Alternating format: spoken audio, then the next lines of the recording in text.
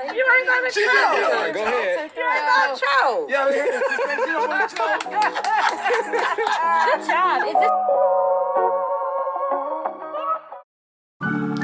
In Northern California, we have a tremendous amount of wineries and vineyards. Some even say some of the best in the world. Today I show you Martinelli Vineyard and some of the landscape, food, and wine both Napa Valley and Sonoma Valley have to offer. I hope you enjoyed this video and don't forget to like and subscribe. Hey, it's Sav Exposure. I am here in Napa in wine country on a wine tour. So I will be showing you guys a little bit about this vineyard. I am at Martinelli's. So stay alert, stay here, stay in between, stay in the scene, stay green, stay mean. So I'm gonna show you everything on this vineyard. Beautiful background, cool place, nice people. Be doing a review, showing you everything I can. It's a little gloomy out here, so don't mind the lighting, but I'm gonna try to do my best to give you guys the best shots and the best everything. Love, peace, and hair grease. Savage Exposure out. They're doing vertical. The branches will do what they need to do. No, we do this. See, you make them go that way. Yeah, they'll turn this off for the following year, but we pull them up with these wires. This high, push them up, yeah. And then we only let them get that tall. Okay. So that all the energy goes to the fruit. So we always I don't know. Gotcha. that puts the fruit Yeah, in. You mean for the year, for the rest of the year.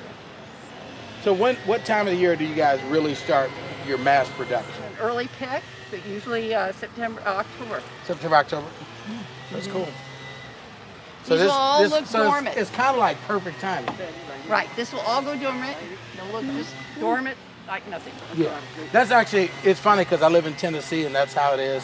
Even with our grass in this time of year, it's dormant and it does not grow. You know, fortunately I go through a few months to where I don't even have to pay my grass man. Yeah. Because it doesn't have to. No, they go Hey dormant. guys, so since I was on a vineyard and I'm outside, there's a lot of noise and different things going on. I have wine in one hand trying to record in the other, so I wasn't able to get everything, so I want to give you guys some quick context of what's going on here.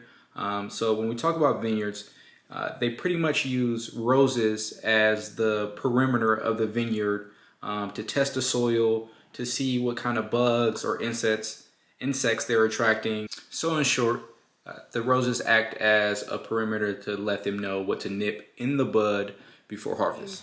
To see if aphis is coming or bugs are coming, they'll go to the roses first. Oh, okay. That's So it's a interesting. signal. And then you have to do a certain kind of spray or something? We only use sulfur. Yeah. Oh, look at the old thing. And they would come, the whole family would come. The older boys and the men would go out and pick. It was called Tent City. They all had tents. They also had a grocery store. And so they would work that day from, let's say, 4 o'clock in the morning till 2. They get paid little redwood chips. They give it to the wives and the wives would go to the grocery store and cook. Kids, they dammed up Mark West so the kids could swim. They would sing, dance, party, and do this for about 2 to 3 weeks because pops all come do it at the same time and go home with a paycheck.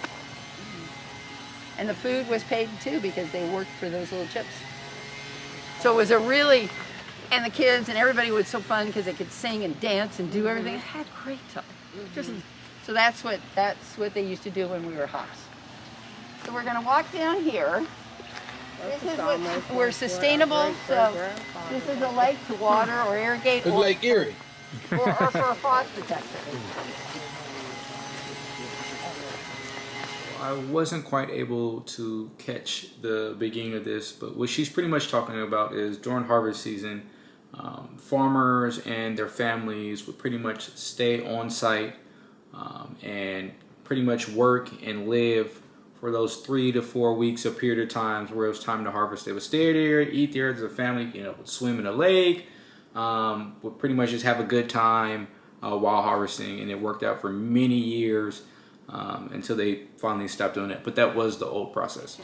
Oh, they got catfish in there? Yeah, so this You ever caught it? road here went all the way to the road, and they had to pick up all these Dead catfish? throw them back in. know what? We like catfish. I know that it's a bat, but what are like Those are the boxes? the boxes is what we pick in. Oh, boxes. That's when we go and we haul them all out to be picked. They stack up. Okay. And those boxes are just empty. Empty boxes. Yeah, I can see the catfish now. That's one right there. Oh. With the bubble. Really? Yeah.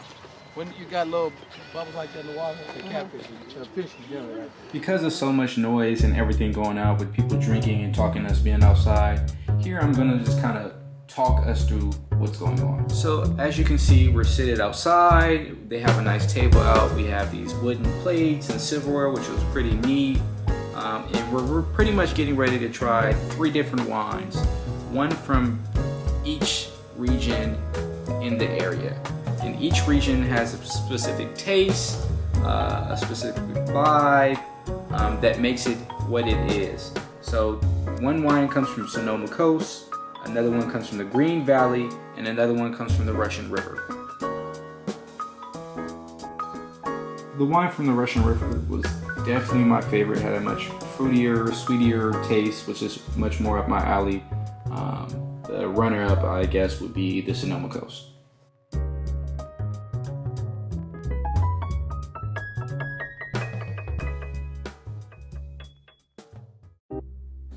Ultimately, me and my family enjoyed ourselves. We had an amazing time. It's definitely a place you should go and try out. I'll definitely be coming back and getting more footage for you guys. Leaving Martinelli's, we went to V.Sattui's. V.Sattui is a winery. They have different tasting rooms, and they also allow gourmet takeout where you can enjoy your wine on different grassy grounds. It's kind of Italian style, castle vibe, different waterfalls and ambiances around. We finished up our trip in the Napa Valley area at Norman's Rose Tavern. There I had the best grilled 5-dot ranch flat iron steak. The butter, the horseradish, everything that went on it just melted in your mouth. As you can see, my cousin has the beer battered fish and chips. It was absolutely amazing. Sometimes I don't even like fish and chips, but his was so good. And whatever maple beer sauce they had on the side just made it all that much better. I would definitely recommend Norman's Rose Tavern. Try it out when you get a chance. Overall, I had an amazing experience. It was good to hang out with my family and be able to have that experience together with them. I think it's something that other people should be able to try with their families. Go wine tasting if you're in the Bay Area or want to come up and drive to Napa Valley, Sonoma Valley, any of those areas, and go wine tasting and just try it out. Try out Martinelli, see how you like it. The people are very accommodating, very nice, easygoing. V.Sattui's was super cool to kind of have this grassland area and have this kind of dine-in to-go experience with food and wine. Beautiful scenery. It's going to be beautiful scenery anywhere you really go, so give it a try it out. Make sure you like and subscribe. Check out my other videos. I have other travel videos going on my page. I'll be dropping new stuff, new content, so stay up to date, stay great. Savage Exposure out.